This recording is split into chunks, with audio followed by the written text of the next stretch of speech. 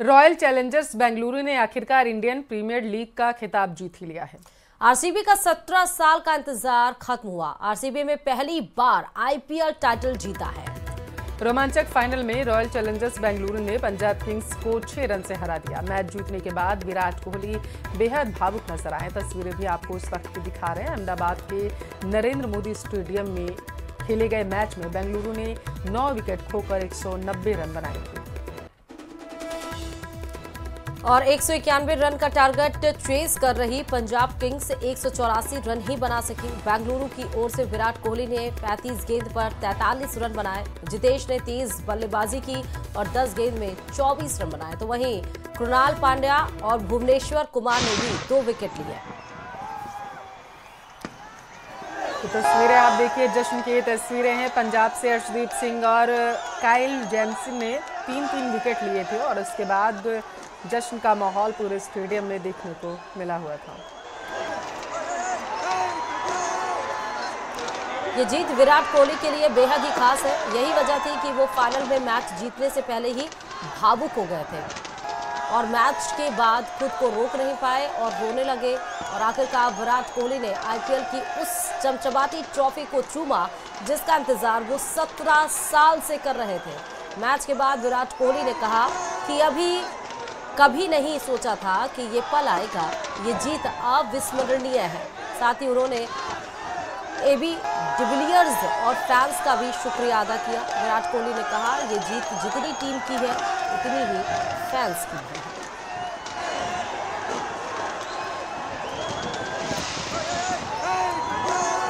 उधर royal Challengers Bengaluru के fans के लिए भी आईपीएल का खिताब जीतना भावुक पल है। देखिए, आईपीएल फाइनल जीतने के बाद आरसीबी के फैंस ने जमकर जश्न मनाया। स्टेडियम में भी खूब आतिशबाजी हुई है। देश भर में रॉयल चैलेंजर्स बेंगलुरु के चाहने वालों ने रात भर जश्न मनाया है। तस्वीरें उसकी आपके टेलीविजन स्क्रीन पर हम दिखा रहे हैं।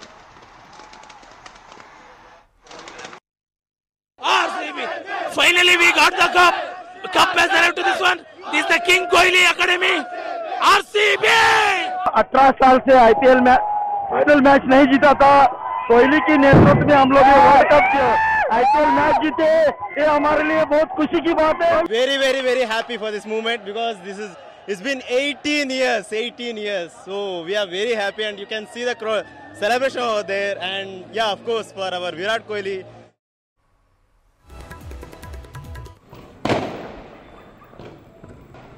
तो वहीं जैसलमेर के क्रिकेट प्रेमियों ने खुशी का इजहार किया। सोनार दुर्ग सहित कई जगहों पर पटाखे छोड़कर जश्न मनाया गया। देखिए, विराट कोहली के फैंस ने जमकर पटाखे फोड़कर एक दूसरे को मिठाई भी खिलाई है और खुशी का इजहार वो करते हुए इस दौरान नजर आए। सोनार दुर्ग की तस्वीरें आपके टेलीविजन स्क्रीन पर।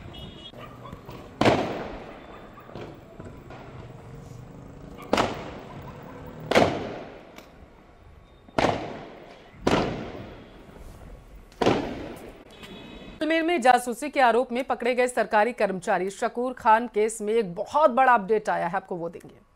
सरकारी क्लर्क शकूर खान को ऑफिशियल सीक्रेट एक्ट के तहत गिरफ्तार किया गया है। देखिए रिपोर्ट।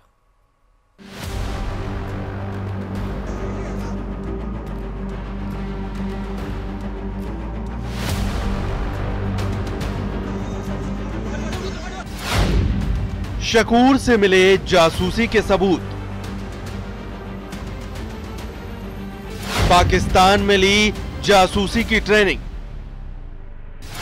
रिमांड में खुलेंगे बड़े राज। पूर्व मंत्री सालेह मोहम्मद का पूर्व पीए रहा शकूर खान को पाकिस्तान के लिए जासूसी के मामले में आज गिरफ्तार किया गया। गिरफ्तार करने के बाद उसे जयपुर में कोर्ट में पेश किया गया, जहां से पुलिस ने उसे 7 दिन की रिमांड पर भेज दिया है। 10 दिन की रिमांड मांगी गई थी, लेकिन न्यायालय ने अभी 7 दिन की रिमांड स्वीकृत की है और कुछ जो एविडेंस प्राइमा फेसी मिले हैं उनके बिहाफ पे जब रिमांड में इन्वेस्टिगेशन आएगी उसे कंक्लूड किया जाएगा और आगे देखा जाएगा। जासूस शकूर खान की पेशी के दौरान वकीलों में नाराजगी देखने को मिली। वकीलों ने इस दौरान पाकिस्तान मुर्दाबाद के नारे लगाए और शकूर खान पर कड़ी कार्रवाई की मांग की। प्रथमतः मैं पूरी राजस्थान के वकील समुदाय की ओर से मैसेज देना चाहता हूं कि इस तरह के आरोपियों के लिए कोई सहानुभूति नहीं है। सरकार के जिम्मेदार पदों पर बैठे हुए व्यक्ति अगर इस तरह का कृत्य करते हैं तो राजस्थान के जितने भी अधिवक्ता समूह हैं इनका बहिष्कार करेंगे, इनकी तरफ से कोई पैरवी नहीं करेगा। जमीनी स्तर पे जो जो इन्वॉल्व है इसमें, वो सारे लोग इसमें सामने आने चाहिए कि मंत्री साहब का एक पीए अगर इसमें इन्वॉल्व है तो इसकी जड़ें कहाँ तक गई हुई है, इसकी पूर्ण निष्ठा से निचले स्तर से ऊपर तक जांच होनी चाहिए। 28 मई को जैसलमेर से इंटेलिजेंस की टीम ने शकूर खान को पकड़ा था। शकूर को हिरासत में लेने के बाद पहले जैसलमेर में पूछताछ की गई, फिर जयपुर लाकर इंटेलिजेंस मुख्यालय में जासूसी के सबूत मिलने पर गिरफ्तार किया। पूछताछ के दौरान उस पर पाकिस्तान के लिए संवेदनशील जानकारियां साझा करने के पुख्ता सबूत सामने आए। शकूर खान जैसलमेर में रोजगार विभाग में सहायक प्रशासनिक अधिकारी है, जो जैसलमेर में बड़ौदा गांव में मंगलियों की ठाड़ी का रहने वाला है। बताया जा रहा है कि शकूर ने कई बार पाकिस्तान की यात्रा कर जासूसी की ट्रेनिंग ली। कहा जा सकता है कि जो देश विरोधी हैं उनके लिए कोई स्थान नहीं है। आज इन्हें कोर्ट में पेश किया गया, जहां पर कोर्ट ने 7 दिन की जो है वो पुलिस रिमांड जो है शकूर खान को लेकर दी गई है। इस बीच जो इंटेलिजेंस एजेंसियां हैं वो शकूर खान से पूछताछ करेगी। शकूर खान की गिरफ्तारी के बाद सियासत भी हाई है। कांग्रेस बीजेपी के नेता एक दूसरे पर हमलावर हैं। देखिए, भारतीय जनता पार्टी तो जो मर्जी जो बात बोल सकती है, उनको तो लाइसेंस मिला हुआ है, जो मर्जी आरोप जिस पे लगा दे। लेकिन एजेंसियों ने पकड़ा है, एजेंसी उसकी निष्पक्ष रूप से जांच करें और जो भी दोषी है उसके खिलाफ कार्रवाई करें। हम एजेंसियों के सहयोग करने के लिए तैयार हैं, हम जहां भी वो मदद चाहें वो मदद के लिए तैयार हैं। लेकिन जांच जो है वो पारदर्शी तरीके से होनी चाहिए। हम किसी का भी कोई ये नहीं, कोई गलत काम करता है उसका कांग्रेस कोई पक्ष करे, कतई नहीं। कांग्रेस के पूर्व मंत्री, वरिष्ठ मंत्री रहे हैं और सुदूर पश्चिम से आते हैं, जो हमारा बॉर्डर एरिया है, और एक समुदाय से आते हैं, और उनके साथ रहे हुए उनके पीएस या जो भी उसके संज्ञा दें, एक अधिकारी ने अगर कोई हमारे आंतरिक सुरक्षा की मैसेज लीकेज किए हैं या उन पर जो आरोप लगे हैं अगर सत्य है तो इससे गंभीर विषय कुछ हो ही नहीं सकता। कोई भी मामला आता है, सरकार जो भी होती है वो मुकदमा दर्ज करके या जांच करके जो दोषी होता है उसके खिलाफ कार्रवाई करे, किसी को कोई ऐतराज नहीं है। लेकिन किसी का पीए रहना, किसी के स्टाफ में काम करना या किसी सरकार के समय में वो अधिकारी पोस्टेड होना, उससे उस सरकार का, उस मंत्री का, उस विधायक का कोई दोष साबित नहीं हो जाता है। शकूर के सरकारी कर्मचारी होने के बावजूद विभाग को बिना सूचना दिए विदेश यात्रा करने से कई सवाल उठ रहे हैं। फिलहाल इंटेलिजेंस एजेंसियां इस केस की तह तक जाने की कोशिश में जुटी हैं। जांच में और भी बड़े खुलासे हो सकते हैं। जयपुर से रोशन शर्मा की रिपोर्ट। चलिए खबरों में आगे बढ़ते हुए बताते चले कि भ्रष्टाचार के खिलाफ एसीबी लगातार कार्रवाई कर रही है और भ्रष्ट अधिकारियों को रिश्वत लेते हुए रंगे हाथों गिरफ्तार भी कर रही है। और इसी कड़ी में बता दें कि प्रदेश में आज एसीबी ने 3 अलग अलग जिलों में कार्रवाई की। आपके टेलीविजन स्क्रीन पर हम 3 तस्वीरें दिखा रहे हैं। पहली तस्वीर जोधपुर से, जहां डिस्कॉम के सहायक हेल्पर को रिश्वत लेते गिरफ्तार किया गया। हेल्पर तेजाराम को 25,000 की रिश्वत लेते गिरफ्तार किया गया। एसीबी ने रंगे हाथों इसे दबोचा है। वहीं चित्तौड़गढ़ में एसीबी ने ब्लॉक परियोजना प्रबंधक राजीव का विभाग डूंगला की ब्लॉक परियोजना प्रबंधक ममता माली को 2500 रुपए रिश्वत लेते रंगे हाथों गिरफ्तार किया। तीसरी तस्वीर करौली से है, जहां कैला देवी में एसीबी ने पटवारी दीपक कुमार को रंगे हाथों गिरफ्तार किया। तो 3 अलग अलग जगहों पर एसीबी की कार्रवाई देखने को मिली है और ये सभी सरकारी तंत्र में कर्मचारी हैं जिन्होंने जो भ्रष्टाचार में लिप्त थे, जिनके ऊपर कार्रवाई करके अब उनकी गिरफ्तारी की गई है। कृषि मंत्री डॉक्टर किरोड़ीलाल मीणा नकली खाद बनाने वाली फैक्ट्रियों के खिलाफ लगातार एक्शन कर रहे हैं, जिससे एक और नकली खाद बनाने वाले और बेचने वालों में हड़कंप मचा हुआ है, तो दूसरी ओर इसको लेकर सियासत भी शुरू हो चुकी है। क्या कुछ है मामला, देखिए इस रिपोर्ट में।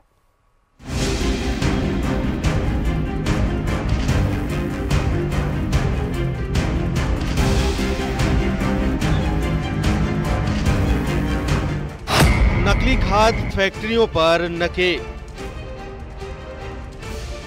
किसानों से धोखा, कृषि मंत्री ने रोका। किरोड़ी के एक्शन पर सियासत। नकली खाद, नकली बीज, नकली उर्वरक बेचने वालों के खिलाफ कृषि मंत्री किरोड़ी लाल मीणा ने मुहिम शुरू कर दी है। लगातार किरोड़ी लाल मीणा अलग अलग जगहों पर औचक निरीक्षण कर रहे हैं।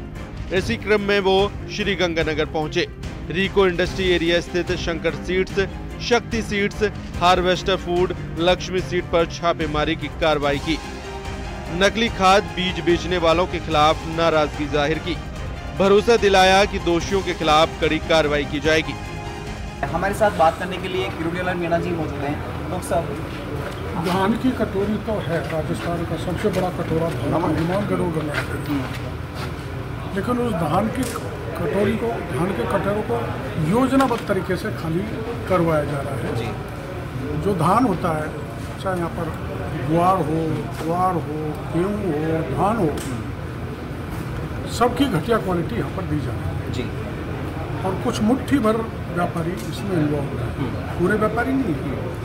उन्होंने बड़ा चमकीला बीज देना किया यहाँ से चालू, जिस पर ऐसा केमिकल लगाते हैं जिससे बीज तो चमकता है, जैसे मक्का का है, ज्वार का है, लेकिन उस कपास का है, लेकिन उसकी क्वालिटी घटिया है। और उस केमिकल को मिलाने के कारण और उसकी घटिया हो गई। उस बीज को डालेंगे तो उसका जर्मिनेशन 100% नहीं होगा, थोड़ा बहुत होगा तो किसान होगा।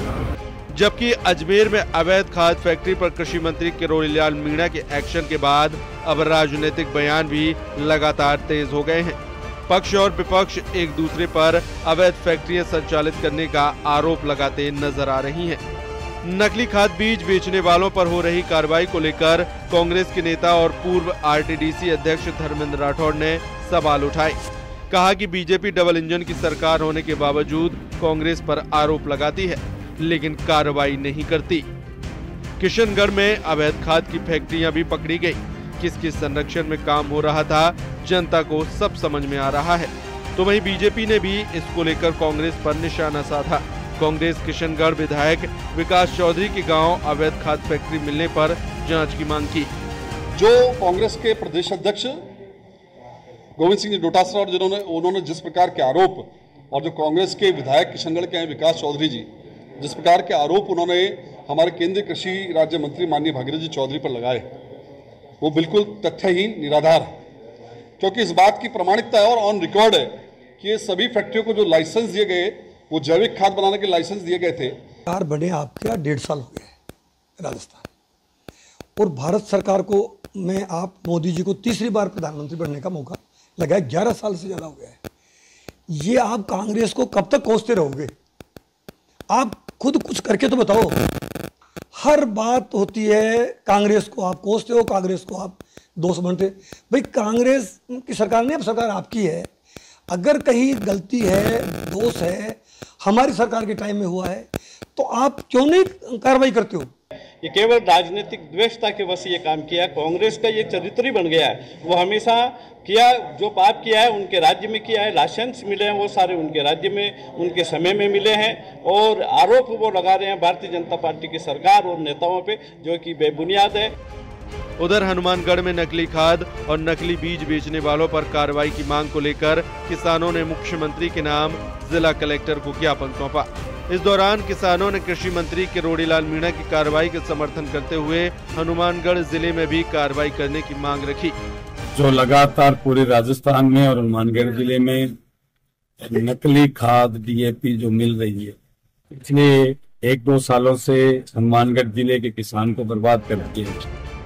फिलहाल अवैध खाद फैक्ट्री पर सरकार की कार्रवाई सराहनीय कदम है, क्योंकि इस तरह की खाद से किसानों को काफी नुकसान हुआ है। इसको नजरअंदाज नहीं किया जा सकता, लेकिन इस मुद्दे पर भी अब राजनीति तेज हो गई है। Bureau report, news 18।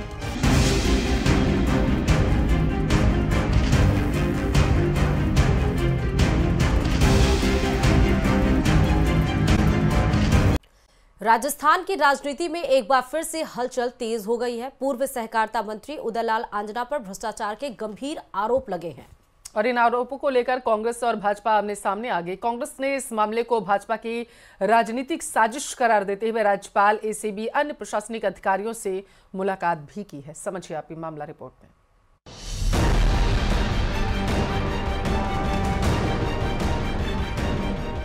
Udaylal Anjana case में कांग्रेस हमलावर, राज्यपाल और एसीबी से की मुलाकात, नियुक्तियों में गड़बड़ी के लगे आरोप।